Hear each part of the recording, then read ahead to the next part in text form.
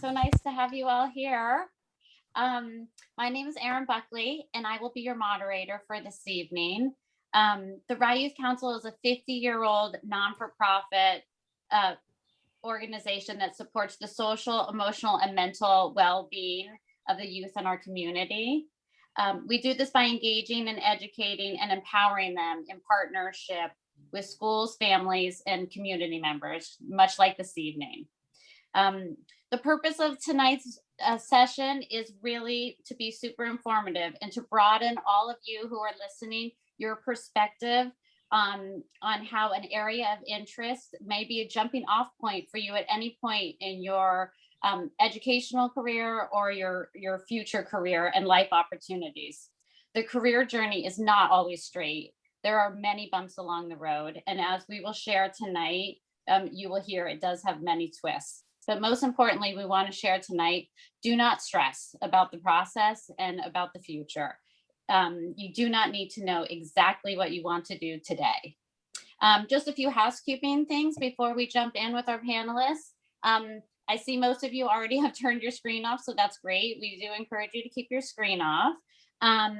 We will be utilizing the chat function this evening. So throughout the evening in the discussion, if there's any questions that you want to put into the chat function, please feel free, and we will make sure we try and address them throughout the night or at the end of the Q&A. And there will also be a live Q&A too, so please feel free to join live. And if you can switch your gallery mode to speaker, which I'm sure you mostly are all familiar with. This is our first time that we are doing this via Zoom. Usually it's in person, so we're going to work through a few kinks together along the way. So that is that, and a mute, I think I said, but just to make sure, thank you. So as I mentioned, my name is Erin Buckley, and I'm your moderator, and I'm also a board member for the Rye Youth Council. I received my Bachelor of Science from Syracuse University. And after college, I went straight into the buying training program at Saks Fifth Avenue. After a short while there, I moved on to Gucci, where I spent the next 8 years in various buying roles in different categories, such as accessories and handbags. After I left Gucci, I spent 8 years at Cole Haan, where I was in the footwear department. And from then on, I was vice president of merchandising at various roles at Nine West and at Bass Inc. Next, I'd like to introduce Alea Sciarrone. Hi, Alea. Alea is our Rye High School alumni. She received her BA in Communications and Women Gender Studies at Wake Forest University. While working a short while after college at Kathy Hilton Designs, she spent most of her career at Club Monaco, starting out as an assistant merchant, women's ready-to-wear, then moving up the ranks to associate merchant, merchandising manager, and most recently to director of women's merchandising. Welcome. Thanks, Erin. Hyla Baratz. Hi, Hyla. Hyla received her bachelor's degree from the University of Western Ontario, where she majored in sociology. She then received a 2-year associate in applied science degree at fashion merchandising management from FIT, the Fashion Institute of Technology. Hyla was hired out of FIT into one of America's most recognized brands to work for, Kenneth Cole, to work in the men's sportswear category. Hyla then joined Salvatore Ferragamo, where she has been for 18 years. Hyla is the vice president of sales, tasked with growing the men's and women's business. Welcome, Hyla. Hi, everyone. Next, we have Katharine Dufault. Katharine went to Anglia Ruskin University in the UK, where her course of study included studio arts, graphic design, and photography. She then went on to receive her BA from Columbia University, where she studied liberal arts and graduated with a fine art and literature. Katharine's career has many facets. She's a renowned visual artist who works in many mediums, including painting, printmaking, and digital photography. She has taught many art workshops and classes and curated over half a dozen art shows and galleries. She is also a visual arts consultant for residential and corporate clients. She uses her expertise to identify fine art to acquire and install on behalf of all of her clients. Welcome, Katharine. Hello. Thank you. David Gray. David is a New Yorker through and through. He grew up in Rochester, New York, studied at the New York State Summer School of the Arts program as a teen, and went to Syracuse University, where he earned a bachelor's in fine arts. After graduating, David went into advertising, where he soon became an award-winning creative director at BBDO, and then to Goodby, Silverstein and Partners in San Francisco. He then returned to his roots in filmmaking and started directing commercially, where he has won many awards in the business, including Cannes Lions and Clio's. David recently finished shooting a pilot documentary in Paris and has many projects in pre and post-production stages. Thank you for joining us, David. Glad to be here. Hello, everybody. And last but definitely not least is Chris Garbutt. Chris's career is about as global as it gets. He went to Stellenbosch University in South Africa, where he received his BA in graphic design. He then started his career in advertising, working for TBWA in South Africa and then Paris. From there, he made a move to the global agency Ogilvy in Paris and then to New York. Chris then landed back at the agency where he started his career and became Global Chief Creative Officer at TBWA Worldwide. He was in that role for 5 years until this past November, when he made a career shift and started a creative consultancy. Soon after, his new company was acquired by Vice Media and merged into their creative agency called Virtue. Within his new corporation, Chris holds the role of Chief Creative Officer of Vice Media Group and co-president of Virtue. You are busy, Chris. Welcome. Thank you. Thank you so much. I'm excited to be here. So tonight we're going to go through a few areas. We'll start to just deep dive into everyone's journey and talk about your process as you've moved from college and into your careers, and some highlights and maybe some challenges along the way. But before we get into that, I'd love for each of you to just take a few minutes to tell the group here what your current role is today. So David, why don't we kick it off with you? Sure. I am currently a film director, focusing mainly in TV commercials, a few television shows and documentaries as well. But that's what keeps me busy today, is TV commercials predominantly. Great. Thank you. Sure. Hyla, how about you? Good evening, everybody. My name is Hyla Baratz-Ruby, and I am currently the Vice President of Wholesale Sales at Salvatore Ferragamo. I manage the men's and women's wholesale business, and I love what I do. Oh, that's wonderful. Great. Katherine? Hello, I'm currently a fine artist, so I'm a practicing artist. In fact, I have 2 upcoming shows, one in New York, one in Hudson, New York. And I'm also the owner-director of a small boutique consulting agency where I help clients find and install artworks for their home or office, and both residential and corporate clients. Wonderful. Alea? Hey everyone, I'm Alea. I'm currently the Director of Women's Merchandising at Club Monaco. And what that means, I did not know what merchandising meant until I kind of got into the industry, is that I'm essentially, what I do is I'm an internal buyer. So I work really closely with our design team to develop product needs based on kind of our customer profile and sales history, and then participate in the line editing process and determine what product is actually going to be put into stores. And I too love what I do. Great, that's nice to hear. And Chris?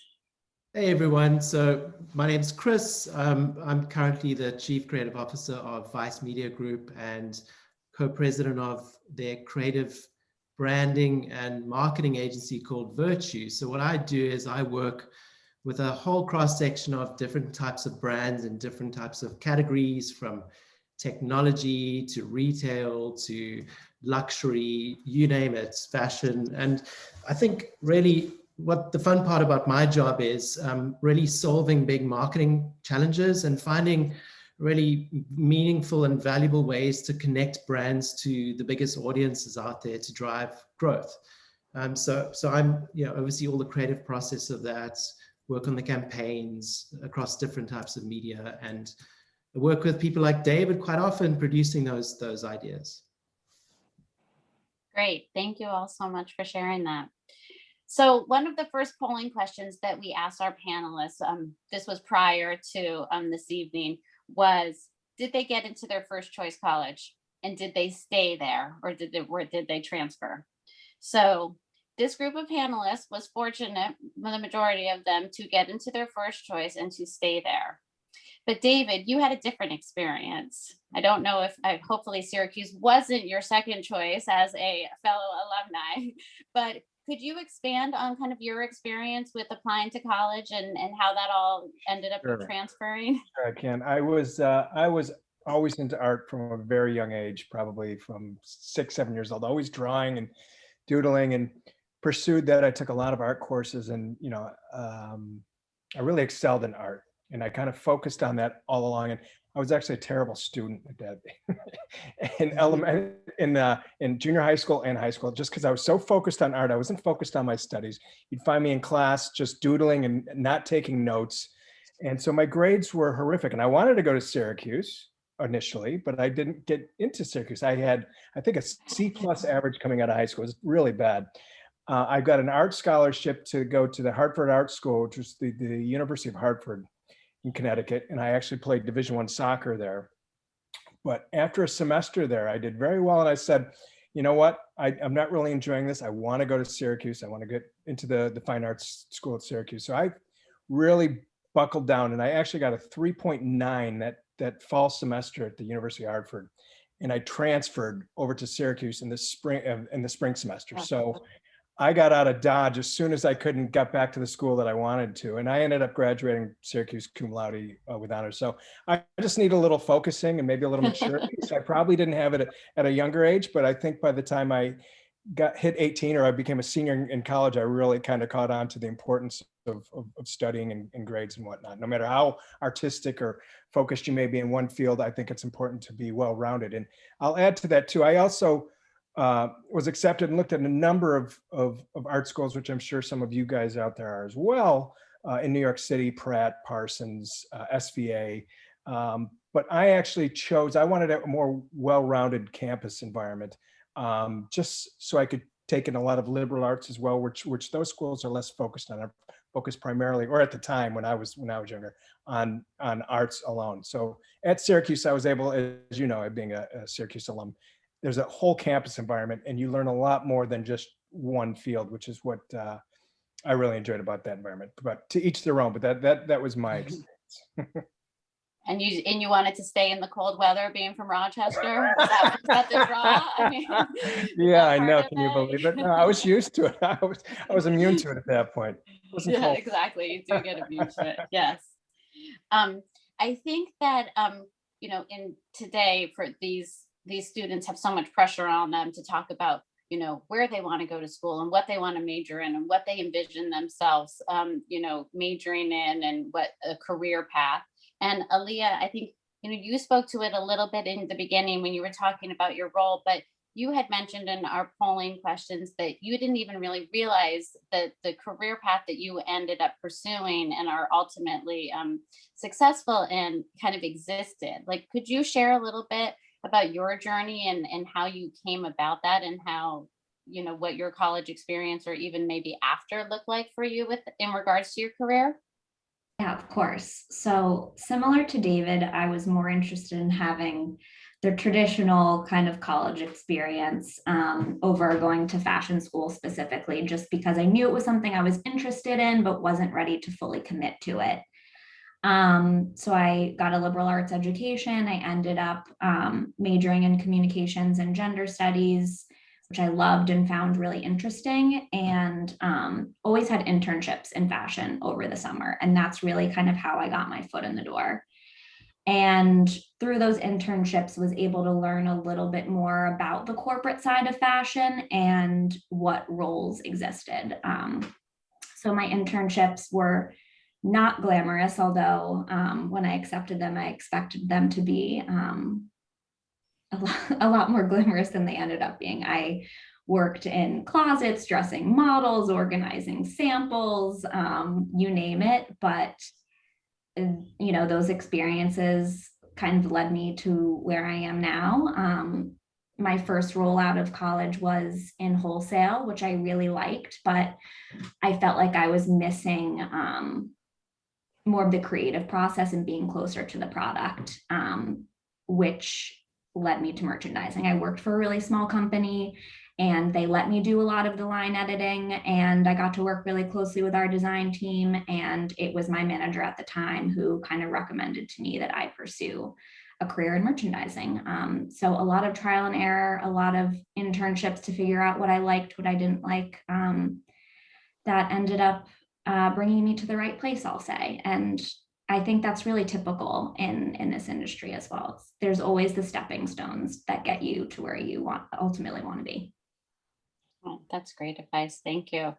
It's interesting because a number of you, and Katherine, the next question will be for you, but had taught all of you being in arts or some type of like creative field, seemed, you know, a little bit reluctant to hone in on a major that was so specific. All of you spoke about keeping it broad or having a dual major. A number of you mentioned that. So Katherine, can you speak to like how did your earlier career choices like lead you to where you are now, and walk us through kind of your decision process through the years? Yeah, like several of the other participants, I too had been doing art from an early age. I was encouraged to do it.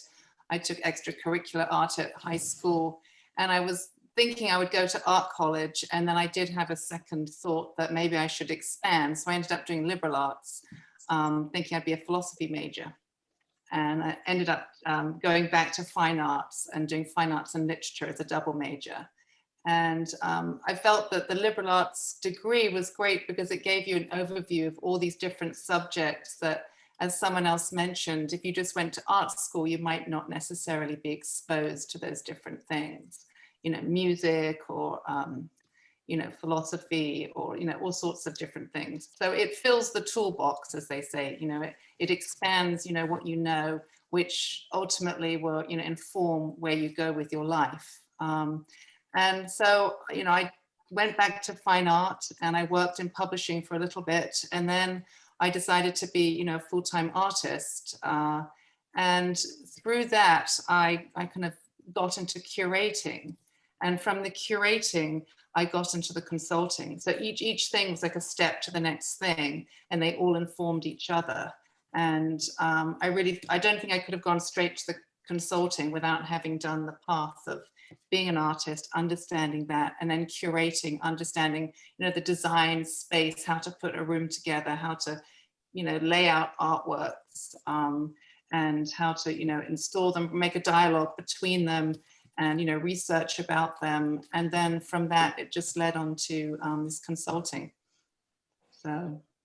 And did you feel any type of like peer pressure as going into the arts that you needed to keep it broad? I mean, there's so like, was it too specific, or were you were supported? I mean, you said you were. I was actually supported, and my mother was an artist, and my oldest sister was also an artist, and my father was a scientist. So I always thought maybe, you know, that was a hidden part of me, not.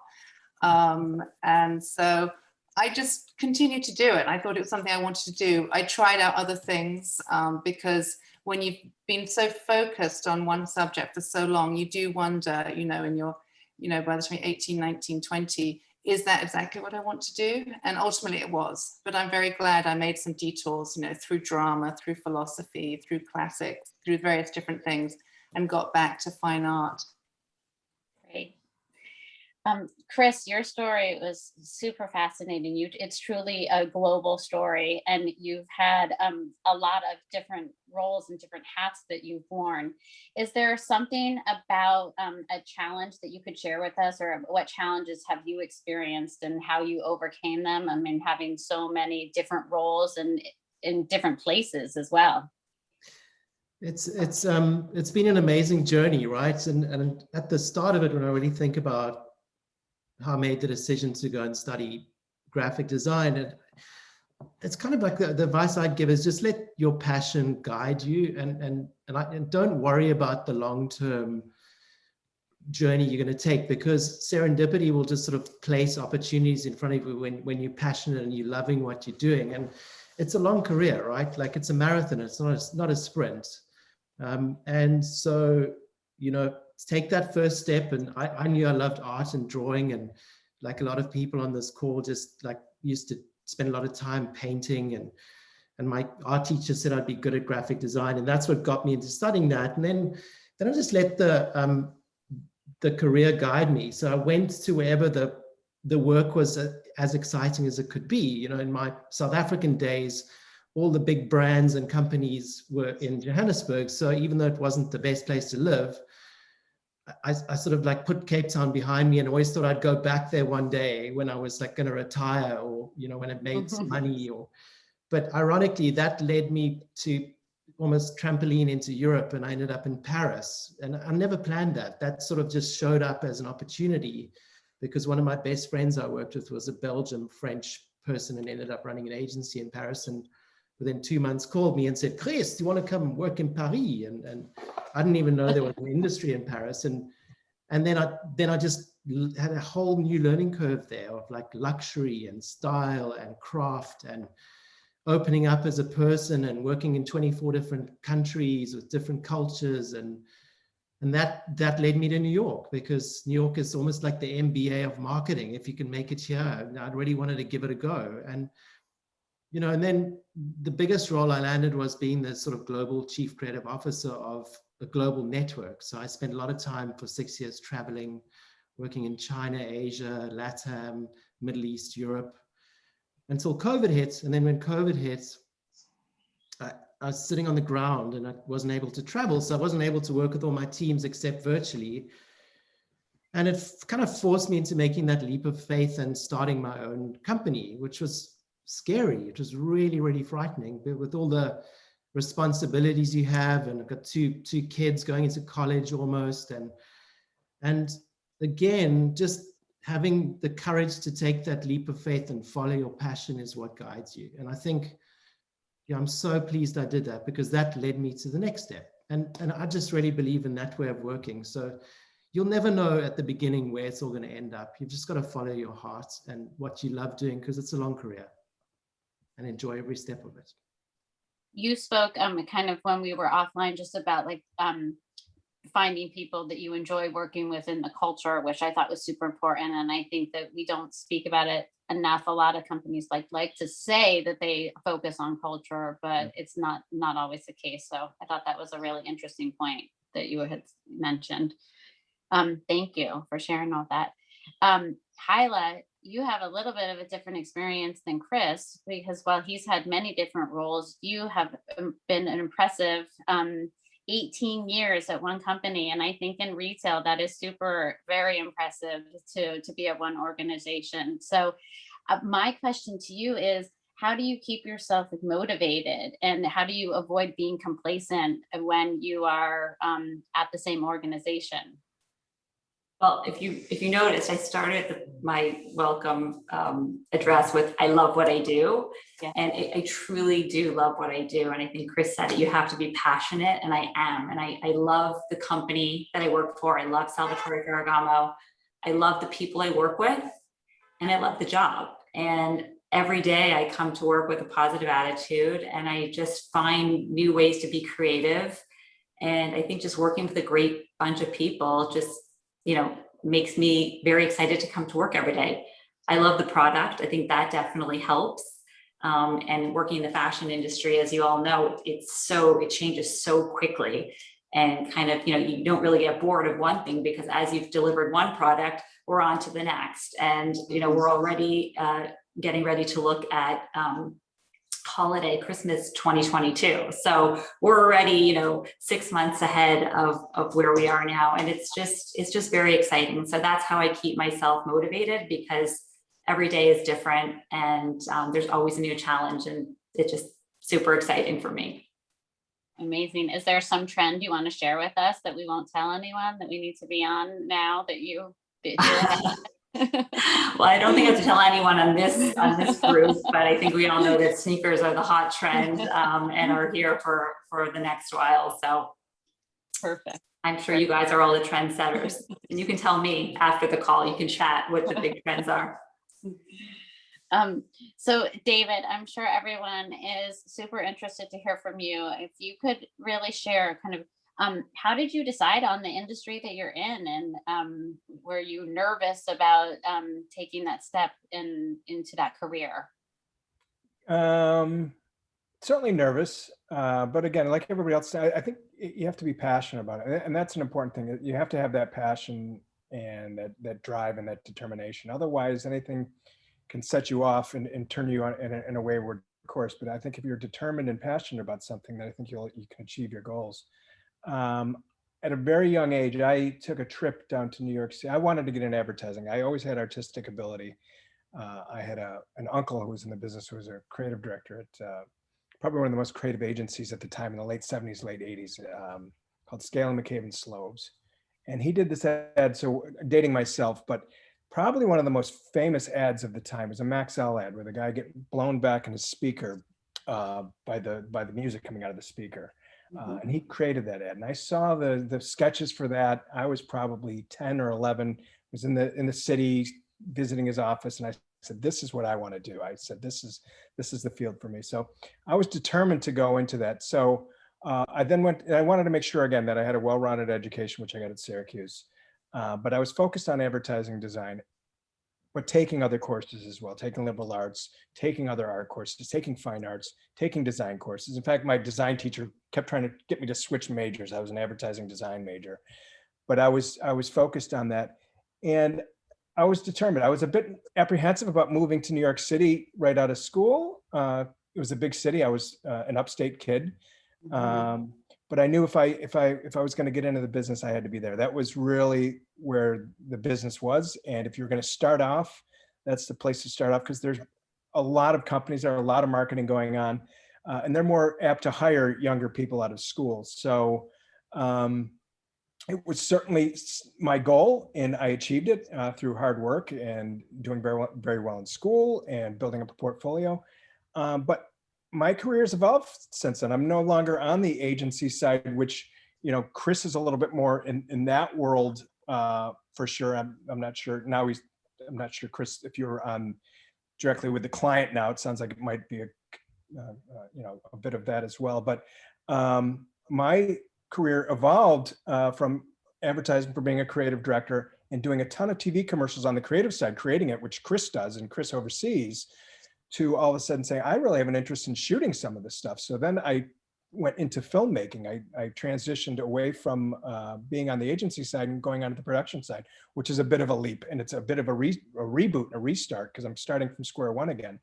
And I did that probably about 15, 16 years ago. So you really never, and I'll say this to anybody, you really never know where the path is going to go. I would just be open, and I would try as many things as possible, especially starting out. You have no idea. And I think I was an anomaly, the fact that I said, hey, this is what I want to do, and I achieved it. But I think if I was a young person heading out there now, I have no idea where you want to go. And anyone going into production, I would say the same thing.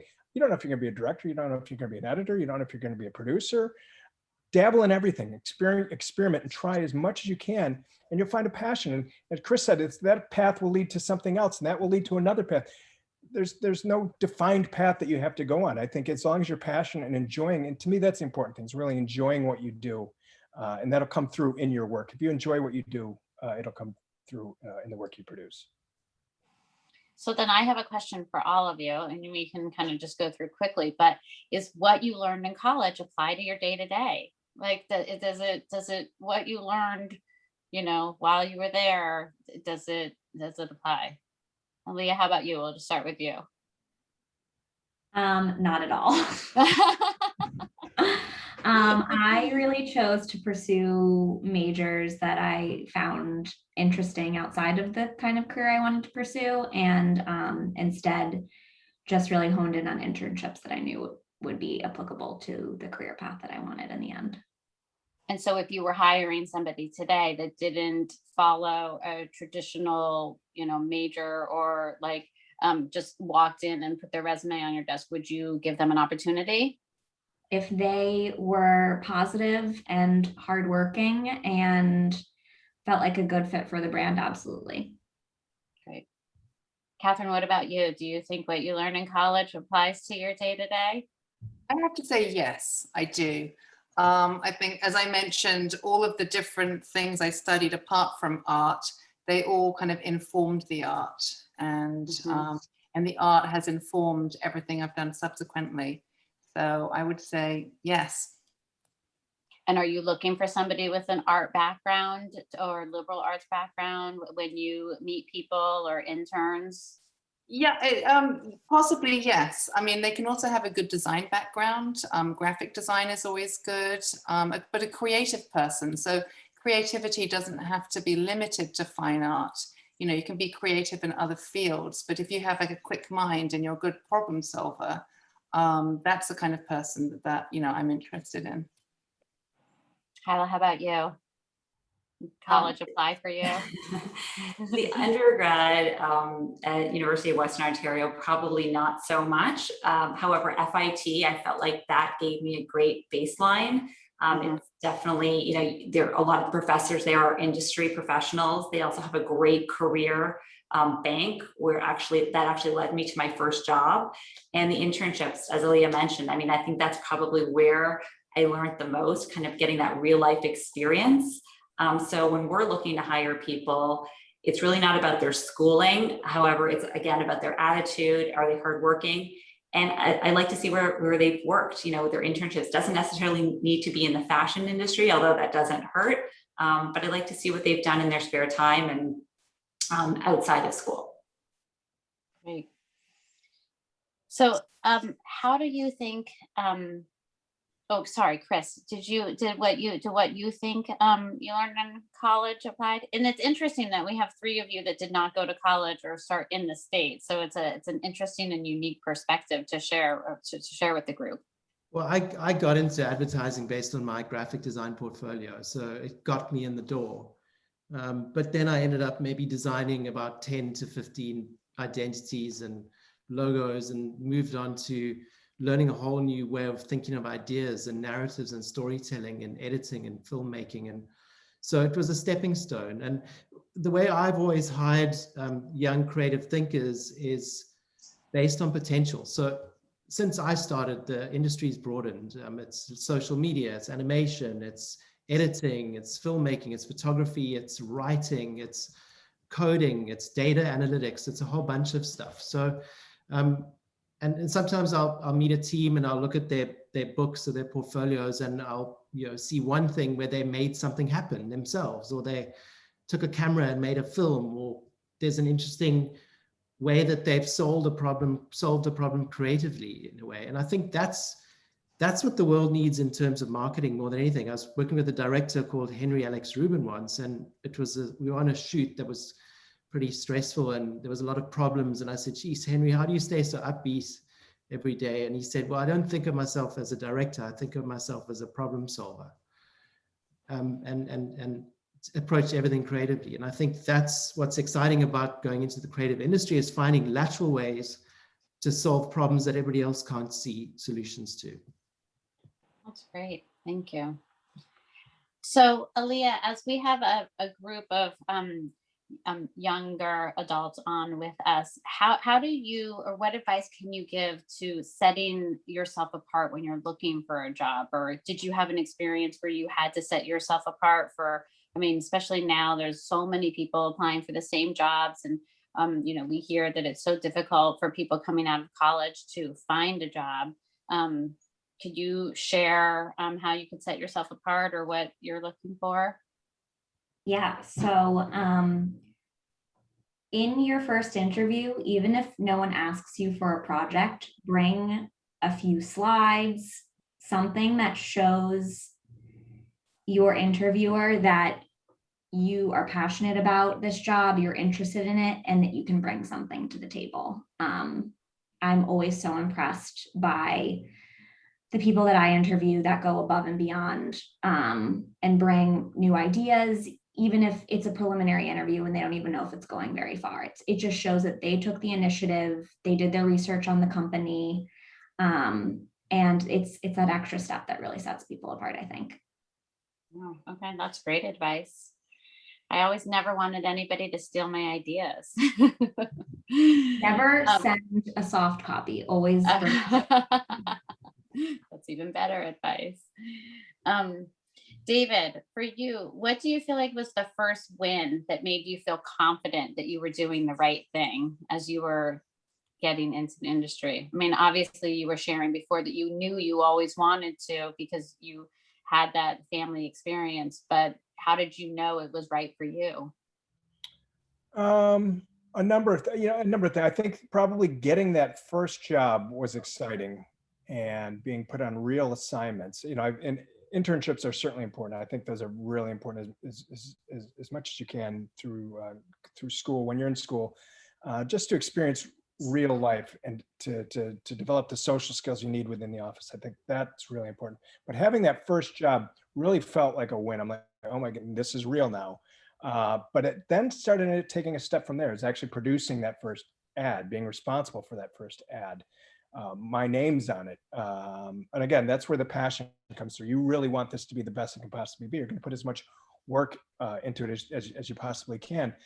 And, as we're saying, I think that's the important thing. I think as you're looking at candidates coming out, you're looking for people that have that passion and that determination, that are going to go above and beyond everybody else with putting stuff together.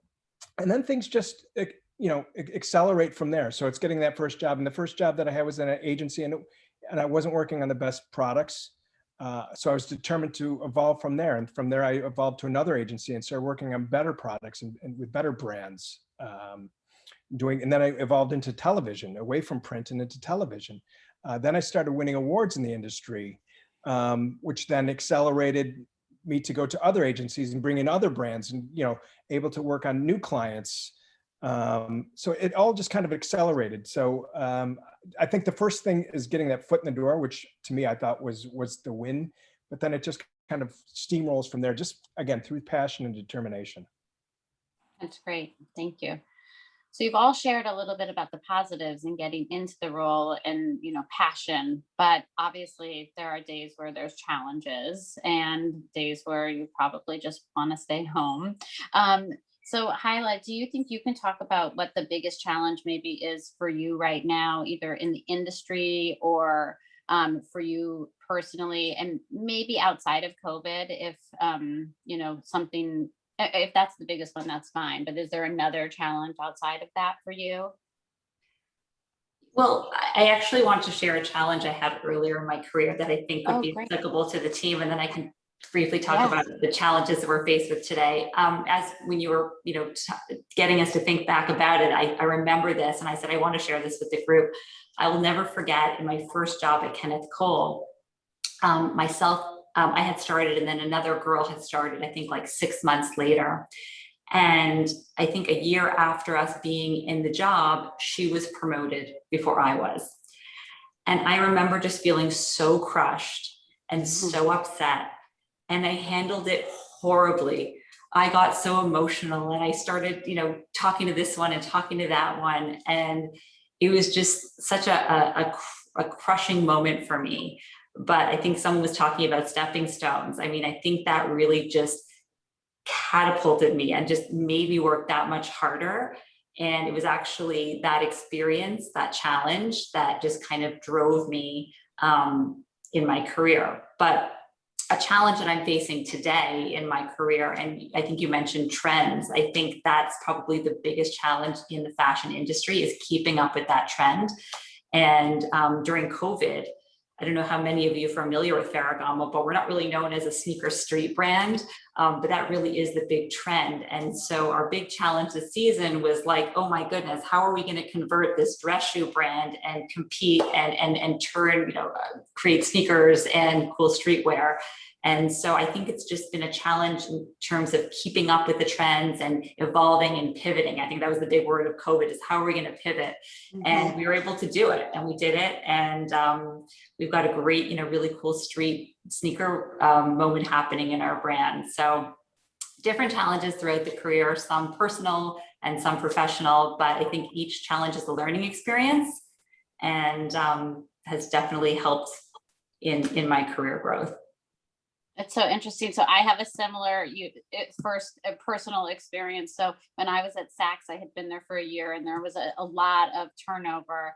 And I went in for a review, and the review was, by all accounts, it was mediocre. And I had thought I had done a really good job considering the circumstances. So I quit on the spot. I had no job. I had an apartment that at the time I thought I paid a lot of rent for. And if my daughter is watching, do not quit without having a job. And I went outside and I had to call my parents from a payphone because I still didn't have a cell phone. So now I'm really dating myself. And I said, I quit. And they said, well, what are you going to do? I said, I have no clue, but I didn't. So I handled it poorly too, but I didn't like the response. And so I was like, I'm going to go find somewhere where they appreciate me. And it was actually the best experience ever, because I really, once I landed on my next step, I didn't realize how much I actually knew about the industry. So it was a little irrational, but it all worked out. So thank you for sharing that with us.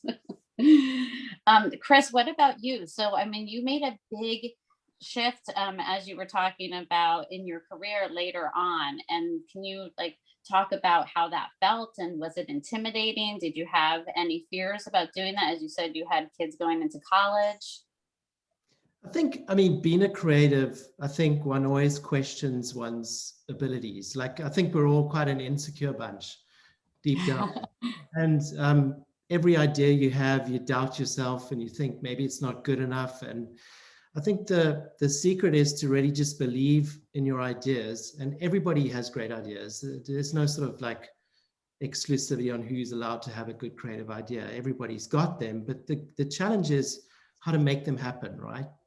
It's easy. It's not easy, but it's easier to have an idea than to actually make it and convince people about it and get them to feel it and imagine it. And so that's, I think, 3/4 of the success of being a creative is being able to find a way to make and be a maker. And so when you get a sort of a challenge ahead of you, like changing careers, it's quite frightening. You feel a bit paralyzed. And I think the only advice is just take that leap of faith and take that first step, and don't worry about the end destination. Just step by step by step. Long-term progress is made by every step, not always worrying about the destination, and don't let anything stop you. Because there's a lot of naysayers around that doubt everything and are negative and will tell you how stupid your idea is and how it's been done before, and they don't all have what you've got in your mind and your capabilities, and just make it happen, and you'll surprise yourself. Great, thank you. Katherine, is there any career mistake that has given you the biggest lesson that you could share with the group? Yes, I think on a personal level, when I was right out of university, out of college, my art teacher, he wanted to give me a big show down in Soho, which at that point, I'm dating myself, was the big arts district. It's now Chelsea, and even that's morphing. And I didn't feel secure enough already, and I turned it down. And that was something I regretted for a while. And I've just had to learn it didn't matter. That was obviously part of the journey. So, advice I would give is, if you're given an opportunity, take it. Somebody wouldn't ask you if they didn't believe in you and think you could actually do it. And I think just saying yes to lots of different things, not to spread yourself thin, but just to be open to things. You never know what's going to happen. In fact, one of my biggest corporate clients, which is a non-profit hospital, I ended up becoming their consultant. I've been working with them for 5 years now, because I happened to turn up to some event that artists, I actually had a piece of art that had been installed there, and they invited me to come to this little reception, and I was really busy, and I thought, oh goodness, I was installing actually a show I was curating, and at the last moment I thought, oh well, let me just run over and see how my artwork looks in this new setting. It ended up, out of 15 artists, I was the only one who turned up. And so I was able to talk really closely with lots of different people. And from them, they realized I was a consultant and they ended up hiring me. And if I hadn't have just turned up, I wouldn't have made that connection probably. So I'm just saying, be open to things, go, I always say, being out, you're more likely to meet someone new who could help you than being home meeting no one. So, so every opportunity is a good opportunity. I think so. That's great advice. David, do you have any advice for anyone who's looking to break into the industry? I mean, with social media now, everybody probably thinks that they can do something creative, but do you have any specific advice? No, absolutely. And I think everybody can. I wouldn't define myself. I would try everything, whether it's, be the jack of all trades. If you're talking about going into production, shoot stuff on your phone. If the quality of the images you can pull off your phone and edit it yourself, start dabbling and playing. I think that's what, if I'm hiring somebody, if I'm bringing somebody on to work with me, I want to see that creativity. I want somebody who's tried different things, who's willing to go off and do things, and I can have them run up and do this for me or do that for me. And they're not afraid. I think Chris was saying, not afraid of trying things. I mean, if you fail, you fail. But if you don't even venture, then there's nothing gained by that. So I think you really, to me, I think you really have to kind of put yourself out there fearlessly, without fear of the repercussions that are going to come. As even Chris was saying, you never know where a good idea is going to come from. And I think you just have to have confidence in it. And there are naysayers who are going to constantly put down your idea out of professional jealousy or whatnot, but just have confidence in yourself and in your work. And again, I'd say try as much stuff as you can. Great. So kind of on that note, I would love to just kind of move into any advice that we could share with the team. So the first question that I'll kind of throw out to all of you is if you could give your 18-year-old self career advice, what would your advice be? Alea, why don't we kick it off with you? I'd say be a self-starter. Don't wait around for someone to tell you to do something, or maybe if you think you need to wait on learning how the right way to do it, just take a stab at it. People are always going to appreciate that you took the initiative. Perfect. That's great. Hyla, do you have any advice? Be open-minded. I think that's the key. My first job, I didn't really even want to work at Kenneth Cole. I didn't want to work in menswear. I had all these dreams of working at a couture brand in Paris or Italy. And I just, had I not taken that first opportunity and had not been open-minded about it, it wouldn't have led me to where I was today. Where I am today, rather. So I would just say, just be open-minded and look at every opportunity, as I know everyone's kind of used this term, like as a stepping stone, and kind of find the positive in everything, in every stage of your career that you're in. Great. Chris, do you have anything that you'd like to add? There's something that somebody told me when I was young, and I've carried it with me, and it's be a sponge. So, really soak up everything around you, absorb experience, fill yourself up with lots of creativity and ideas, and stay open. It's good. And I think that'll pay back in the long term. Great. Katherine, for students on this call who love the arts and who are thinking of pursuing it, do you have any guidance on that decision for them? Yes, the one thing I wish I had studied, and I'm cobbling it together as I go, is business.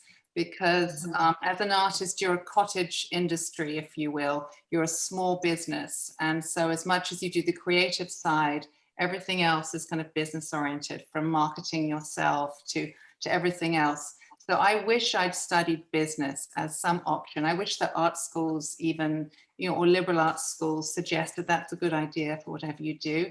And of course, now I'm running a business. I wish even more I had more business acumen. As I say, I work with several professionals. You can find people online, you can hire people. So I do have some backup, but I wish I had those skills, because they're definitely learnable skills that you can have if you want to run your own business.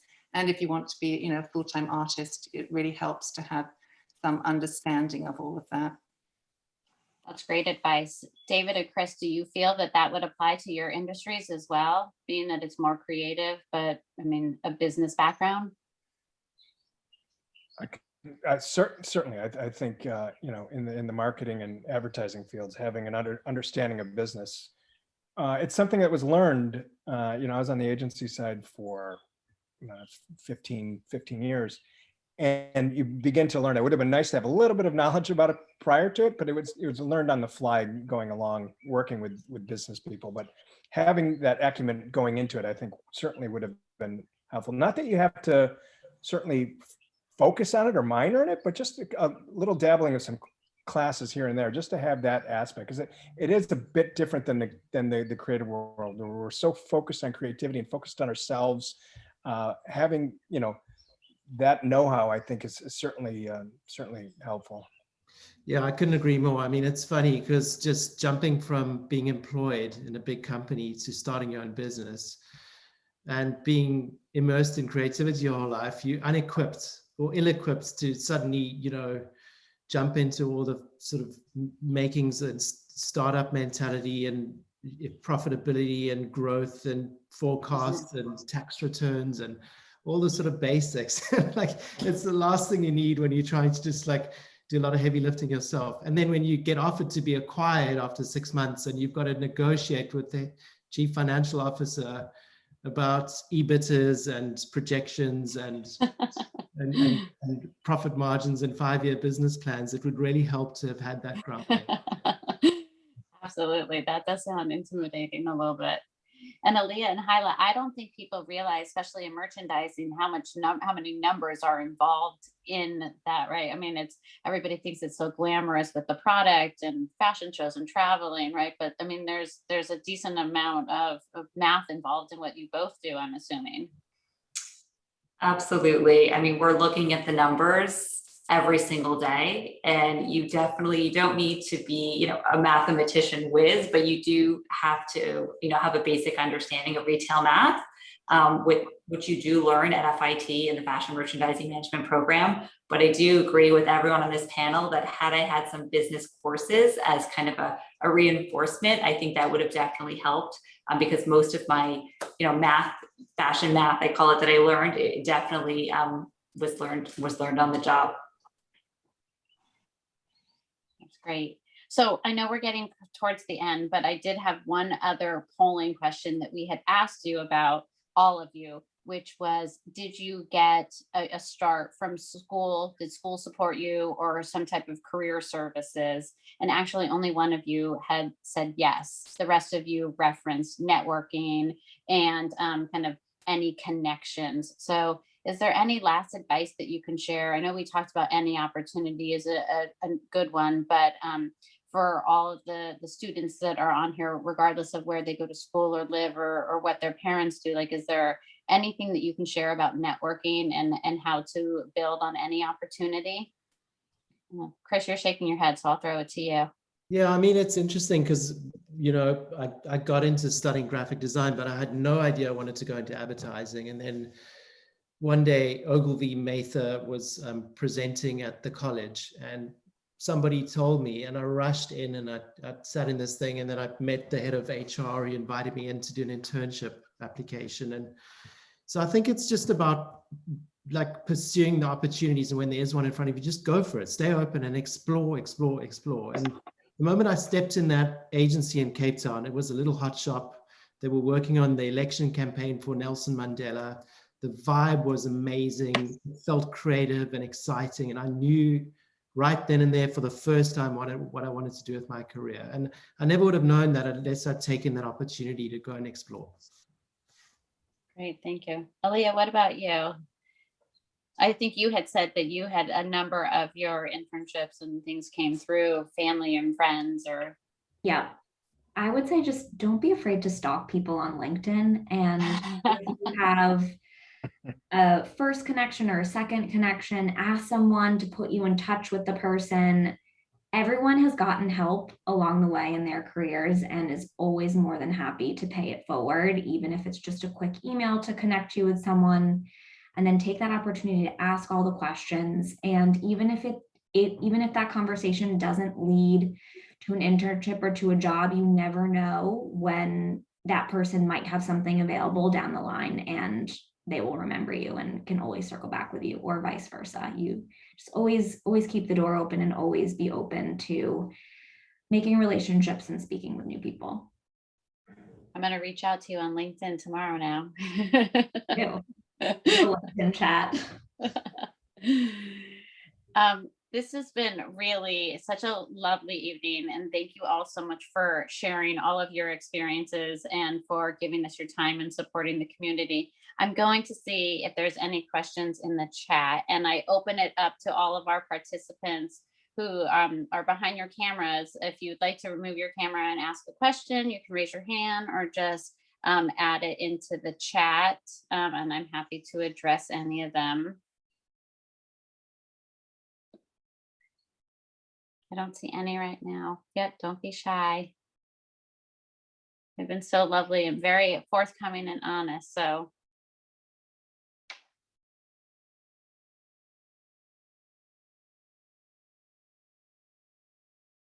Okay, if no, oh. Can we receive the recording of this meeting? Yes, we will make sure that we get this out to everyone, the recording of it. I agree, it would be really great to watch again and share. So we will make sure that we share that with our database and everyone as well. Yes. Welcome. Thank you, Clara.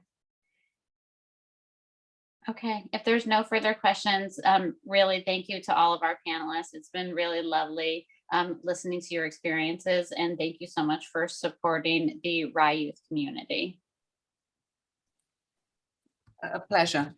Thank It was you very fun much. seeing everyone and hear Thank your you. Thank you. Much, everyone. Thank you. Good luck out there, guys. Yeah, Thank you. good luck.